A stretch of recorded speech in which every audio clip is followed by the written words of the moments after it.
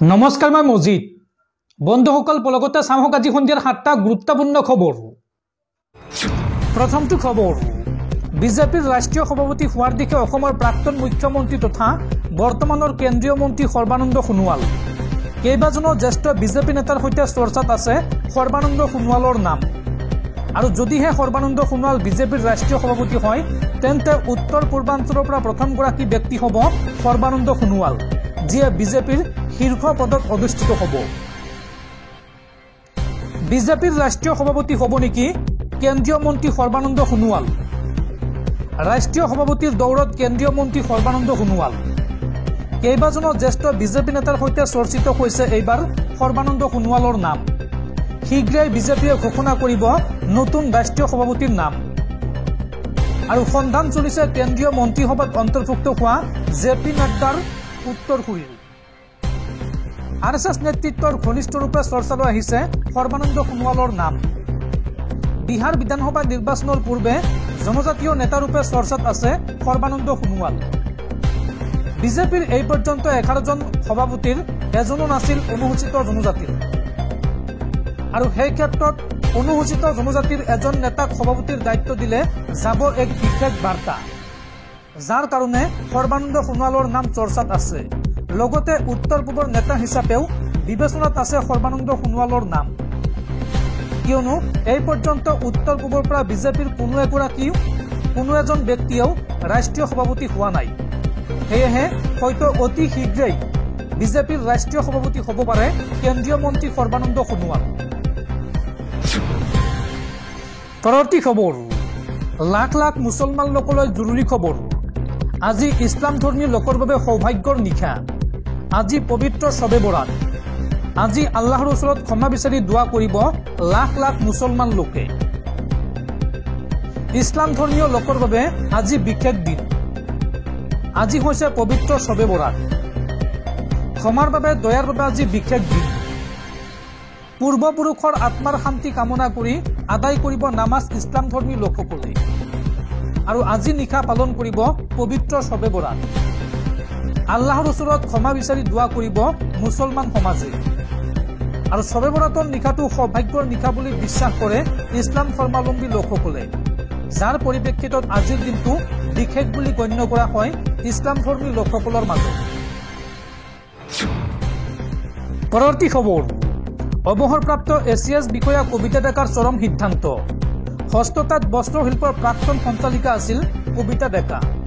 আৰু কিছুদিন পূৰ্বে কবিতা ডেকাৰ বাসগৃহত অভিযান চলাইছিল চিয়াম ভিজিলেন্সে। আৰু তাৰ পিছতে মানসিকভাৱে ভাগি পৰি কবিতা ডেকাই চৰম সিদ্ধান্ত বাছি লোৱাৰ সন্দেহ। ৰহস্যজনক অৱস্থাত উদ্ধাৰ হৈছে কবিতা ডেকাৰ মৃতদেহ। দৰ্শকসকল, আৰু বহুতো গুৰুত্বপূৰ্ণ খবৰ আছে। তাৰ আগতে আপোনাক জনাওঁ যে যদি আপুনি এতিয়ালৈকে এইটো ভিডিঅ'ত লাইক কৰা নাই, তেন্তে এতিয়াই ভিডিঅ'টোত লাইক কৰি দিয়ক। আৰু এনেকুৱা ধৰণৰ ভিডিঅ'সমূহ নিত চাবলৈ চেনেলটো ছাবস্ক্ৰাইব কৰি কাষত থকা বেল আইকনটো প্ৰেছ কৰি ৰাখক। পৰৱৰ্তী খবৰ, পুনৰ বিপদত পৰিছে বাংলাদেশৰ প্ৰাক্তন প্ৰধানমন্ত্ৰী শ্বেখ হাছিনা। বাংলাদেশৰ ছাত্ৰ আন্দোলনত এই পৰ্যন্ত 1400 নিৰীহ লোকৰ মৃত্যু হৈছে। আৰু এই 1400 নিৰীহ লোকৰ হত্যাৰ বাবে দায়ী হৈছে বাংলাদেশৰ প্ৰাক্তন প্ৰধানমন্ত্ৰী শ্বেখ হাছিনা। শেহতীয়াকৈ ৰাষ্ট্ৰসংঘৰ প্ৰতিবেদনত প্ৰকাশ পাইছে এই চাঞ্চল্যকৰ তথ্য। যোৱা 2024 বৰ্ষৰ জুলাই-আগষ্ট মাহত বাংলাদেশ অশান্ত কৰি ৰখা ছাত্ৰ বিক্ষোভত প্ৰাণ গৈছিল 1400 নিৰীহ লোকৰ। শেহতীয়াকৈ এই প্ৰতিবেদন ৰাজহুৱা কৰিছে ৰাষ্ট্ৰসংঘৰ মানৱ অধিকাৰ আয়োগে। বিক্ষোভৰ সময়ত শ্বেখ হাছিনা চৰকাৰে লোৱা দমনমূলক কিছু নীতিৰ বাবে এই 1400 লোকৰ প্ৰাণ যোৱাৰ কথা উল্লেখ কৰিছে ৰাষ্ট্ৰসংঘৰ প্ৰতিবেদনত। ৰাষ্ট্ৰসংঘৰ এই প্ৰতিবেদনত লগতে উল্লেখ কৰা হৈছে যে কেনেকৈ চৰকাৰে আৱামী লীগ পাৰ্টি আৰু সুৰক্ষা কৰ্মীসকলৰ হতুৱাই প্ৰদৰ্শনকাৰী আৰু অন্যান্য নাগৰিকৰ ওপৰত আক্ৰমণ কৰিছিল। ৰাষ্ট্ৰসংঘই লগতে শ্বেখ হাছিনাৰ বিৰুদ্ধে এই 1400 লোকৰ মৃত্যুক লৈ এক কঠোৰ তদন্ত হ'ব লাগে বুলি প্ৰতিবেদনত উল্লেখ কৰিছে। আৰু এই সন্দৰ্ভত ৰাষ্ট্ৰীয় সংবাদ মাধ্যমে প্ৰকাশ কৰা তথ্য অনুসৰি বৰ্তমানৰ বাংলাদেশ চৰকাৰৰ প্ৰধান মহম্মদ ইউনুছে ৰাষ্ট্ৰসংঘৰ মানৱ অধিকাৰ আয়োগৰ এটা দলক বাংলাদেশলৈ নিমন্ত্ৰণ কৰি আনি এই সন্দৰ্ভত সমীক্ষা চলাবলৈ কৈছিল। ইউনুছৰ আমন্ত্ৰণ ৰক্ষা কৰি ৰাষ্ট্ৰসংঘৰ এটা প্ৰতিনিধি দলে 230টাৰো অধিক সাক্ষাৎকাৰ আৰু ডকুমেণ্ট পৰীক্ষা কৰি এই সিদ্ধান্তত উপনীত হয় যে বাংলাদেশৰ সিংহাৰ আঁৰত হাত আছিল শেখ হাছিনাৰ। নিৰীহ লোকৰ ওপৰত আক্ৰমণৰ বাবে শেখ হাছিনা চৰকাৰে গ্ৰীণ সিগনেল প্ৰদান কৰিছিল বুলি এই প্ৰতিবেদনত উল্লেখ আছে। প্ৰতিবেদনত উল্লেখিত তথ্য অনুসৰি এই 1400 মৃত লোকৰ ভিতৰত 12 পৰা 13% আছিল শিশু আৰু কিশোৰ। পৰৱৰ্তী খবৰ, জম্মু কাশ্মীৰত নিষিদ্ধ হ'ব সুৰা। এতিয়াৰ পৰা জম্মু কাশ্মীৰত ফুৰিবলৈ গ'লে নাপাব সুৰা। ভূস্বৰ্গ কাশ্মীৰত নিষিদ্ধ হ'ব সুৰা। সুৰা নিষিদ্ধ কৰিবলৈ সাহস বিৰোধী একত্ৰিত হৈছে আৰু অহা 3 মাৰ্চৰ পৰা হ'বলগীয়া বাজেট অধিৱেশনত সুৰা নিষিদ্ধকৰণ বিধেয়ক গৃহীত হোৱাৰ সম্ভাৱনা আছে জম্মু কাশ্মীৰ বিধানসভাত। পৰৱৰ্তী খবৰ, সাংসদ গৌৰৱ গগৈৰ পত্নীক লৈ বিতৰ্ক হোৱাৰ সময়তে পোহৰলৈ আহিছে গৌৰৱ গগৈৰ আন এক ফটো। এই ফটোখনলৈ আপোনালোকে ভালদৰে মন কৰক। পাকিস্তানৰ দূতাবাসত উপস্থিত সাংসদ গৌৰৱ গগৈ। পাকিস্তানৰ দূতাবাসলৈ কি কাৰণে গৈছিল গৌৰৱ গগৈ? মুখ্যমন্ত্ৰী হিমন্ত বিশ্ব শৰ্মায়ো এই সন্দৰ্ভত নিজৰ ছচিয়েল মিডিয়া হেণ্ডেলত প্ৰকাশ কৰিছে প্ৰতিক্ৰিয়া। সাংসদ গৌৰৱ গগৈৰ এখন বিতৰ্কিত ফটো।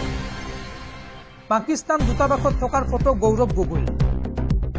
দিল্লীস্থিত পাকিস্তানৰ দূতাবাসত ভাষণ দিবলৈ গৈছিল গৌৰৱ গগৈয়ে আৰু বৰ্তমান ইয়াক লৈ আৰম্ভ হৈছে ব্যাপক প্ৰতিক্ৰিয়া। মুখ্যমন্ত্ৰী ডক্টৰ হিমন্ত বিশ্ব শৰ্মায়ো নিজৰ এক্স হেণ্ডেলত প্ৰকাশ কৰিছে এই প্ৰতিক্ৰিয়া। গৌৰৱ গগৈৰ পত্নীৰ বিতৰ্কৰ সময়তে ভাইৰেল হৈছে এই বিশেষ ফটোখন। পৰৱৰ্তী খবৰ, ৰাজ্যত পুনৰ উৎকোচ কাণ্ড। এইবাৰ শ্ৰীভূমি জিলাত হাতেলোতে গ্ৰেপ্তাৰ হ'ল GST বিভাগৰ এইগৰাকী কৰ্মচাৰী লনি বৰ্মন। 10,000 টকা উৎকোচ লোৱাৰ সময়তে দুৰ্নীতি নিবাৰক শাখাৰ জালত পৰে এইগৰাকী GST বিভাগৰ কৰ্মচাৰী লনি বৰ্মন। পৰৱৰ্তী খবৰ, দেশত পুনৰ অবৈধ বাংলাদেশীৰ দপদপনি। এইবাৰ 15জন বাংলাদেশীক ঘূৰাই পঠিয়ালে ভাৰতে আৰু 35জনক প্ৰত্যাৱৰ্তনৰ বাবে প্ৰস্তুতি। ভাৰতৰ পশ্চিম উপকূলীয় ৰাজ্য গুজৰাটৰ আহমেদাবাদ আৰক্ষীৰ ক্ৰাইম ব্ৰাঞ্চে তাত গ্ৰেপ্তাৰ হোৱা 15জন বাংলাদেশী প্ৰব্ৰজনকাৰীক ঘূৰাই পঠিয়াইছে। তদুপৰি অহা মাৰ্চ মাহৰ ভিতৰত আৰু কমেও 35জন বাংলাদেশীক ঘূৰাই পঠোৱাৰ প্ৰক্ৰিয়া আৰম্ভ কৰিছে আৰক্ষীয়ে। এই তথ্য বুধবাৰে প্ৰদান কৰে আহমেদাবাদ আৰক্ষীৰ সহকাৰী আয়ুক্ত ভাৰত পেটেলে। আহমেদাবাদ আৰক্ষীৰ বিষয়াগৰাকীয়ে জনোৱা মতে যোৱা বছৰ আহমেদাবাদৰ সাদুলা হ্ৰদৰ সমীপৰ এটা অঞ্চলত আৰক্ষীৰ অপৰাধ শাখাই যৌথ অভিযান চলাইছিল আৰু এই অভিযানত প্ৰায় 50জন অবৈধ বাংলাদেশী অনুপ্ৰৱেশকাৰীক গ্ৰেপ্তাৰ কৰা হয়। তাৰ মাজতে এগৰাকী ছোৱালী কেঁচুৱাও আছিল। ধৃত প্ৰব্ৰজনকাৰীসকলৰ পৰা ভুৱা আধাৰ কাৰ্ডকে ধৰি ভুৱা ভাৰতীয় নথিপত্ৰ উদ্ধাৰ কৰা হৈছে। পাছত আৰক্ষীৰ তদন্তত বাংলাদেশী মহিলা আৰু নাবালক ছোৱালীৰ জৰিয়তে আহমেদাবাদত দেহ ব্যৱসায়ৰ লগত জড়িত এটা চক্ৰ উন্মোচিত হয়। এই চক্ৰৰ সদস্যসকলে বাংলাদেশৰ পৰা অহা মহিলা আৰু কণমানি ছোৱালীক সৰবৰাহ কৰি তাত জোৰকৈ বেজ্জা ব্যৱসায় চলাইছিল। পাছত আহমেদাবাদ আৰক্ষীয়ে উদ্ধাৰ কৰা লোকসকলক বাংলাদেশী নাগৰিকত্বৰ প্ৰমাণ লাভ কৰি উভতাই পঠোৱাৰ প্ৰক্ৰিয়া আৰম্ভ কৰে। দেশৰ সংবাদ সংস্থা ANR এক প্ৰতিবেদন অনুসৰি যোৱা 1 ফেব্ৰুৱাৰীত বাংলাদেশৰ দূতাবাসৰ জৰিয়তে এগৰাকী নাবালক ছোৱালীকে ধৰি 15জন বাংলাদেশী প্ৰব্ৰজনকাৰীক সফলতাৰে ঘূৰাই পঠোৱা হৈছিল। আশা কৰা হৈছে যে মাৰ্চ মাহৰ মাজভাগলৈ আৰু 35জন বাংলাদেশীক ভাৰতৰ পৰা ঘূৰাই পঠিয়াব। আহমেদাবাদ আৰক্ষীৰ সহকাৰী আয়ুক্ত ভাৰত পেটেলে কয় যে বেজ্জা ব্যৱসায়ৰ লগত জড়িত মহিলাসকলক এই কামত জোৰ জবৰদস্তি কৰা হৈছিল আৰু তাৰ পৰা পোৱা ধন ব্যৱসায় আৰু বাণিজ্যৰ বাবে বাংলাদেশলৈ প্ৰেৰণ কৰা হৈছিল। এই মানৱ সৰবৰাহ চক্ৰৰ নেটৱৰ্ক আৰু বাংলাদেশলৈ প্ৰেৰণ কৰা ধনৰ সন্দৰ্ভত বিতং তদন্ত চলাই আছে বুলি বিভাগীয় কৰ্তৃপক্ষই জানিবলৈ দিয়ে। ইফালে দিল্লীৰ দ্বাৰকা জিলা আৰক্ষীয়ে ভাৰতত অবৈধভাৱে বসবাস কৰাৰ অভিযোগত 16জন প্ৰব্ৰজনকাৰীক গ্ৰেপ্তাৰ কৰিছে। দিল্লী আৰক্ষীৰ মতে ইয়াৰ কমেও 5জন বাংলাদেশী নাগৰিক। পৰৱৰ্তী খবৰ, এইবাৰ নতুন দিল্লীত সোমাব নেকি আফগানিস্তান দখল কৰা তালিবান? কিয়নো তালিবানে ভাৰত চৰকাৰলৈ কৰিছে বিশেষ আহ্বান। তালিবানৰ আহ্বান বা দাবী যে নতুন দিল্লীত থকা আফগানিস্তানৰ দূতাবাস আমাক সম্পূৰ্ণ সমজাই দিয়ক। ভাৰত চৰকাৰলৈ এই দাবী তালিবান চৰকাৰৰ আৰু এতিয়া লক্ষণীয় হ'ব এই সন্দৰ্ভত কি সিদ্ধান্ত লয় মোদী চৰকাৰে।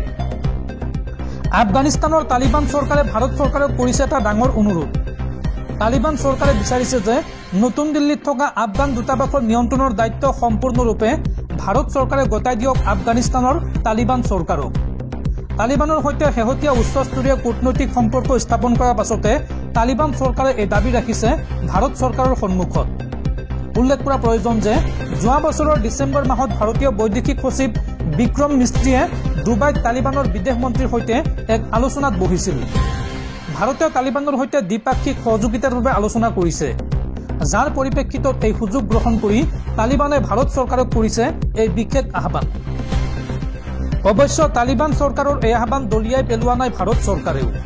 তালিবানৰ এই দাবীক লৈ পৰ্যালোচনা কৰিছে ভাৰত চৰকাৰে, কিন্তু চূড়ান্ত সিদ্ধান্ত ভাৰতে অতি সাৱধানতাৰে গ্ৰহণ কৰিব লাগিব, কিয়নো তালিবানৰ সৈতে পাকিস্তানী সন্ত্ৰাসবাদীসকলৰ আছে ভাল সম্পৰ্ক। গতিকে এনে পৰিস্থিতিত নতুন দিল্লীৰ আফগান দূতাবাসৰ দায়িত্ব সম্পূৰ্ণৰূপে তালিবানক এৰি দিলে ভাৰত বিপদৰ সন্মুখীন হোৱাৰ সম্ভাৱনা আছে। ইফালে ভাৰতেও কাবুলত থকা ভাৰতীয় দূতাবাস পুনৰ খোলাৰ সম্ভাৱনা আছে। 2021 আগষ্ট মাহৰ পৰা তালিবানে আফগানিস্তান দখল কৰাৰ পিছৰে পৰা এই দূতাবাস বন্ধ হৈ আছে আৰু শেহতীয়াকৈ তালিবানৰ সৈতে সম্পৰ্ক কিছু উন্নত হোৱাৰ পৰিপ্ৰেক্ষিতত ভাৰতে কাবুলৰ এই দূতাবাসৰ কাম পুনৰ আৰম্ভ কৰাৰ সম্ভাৱনা আছে।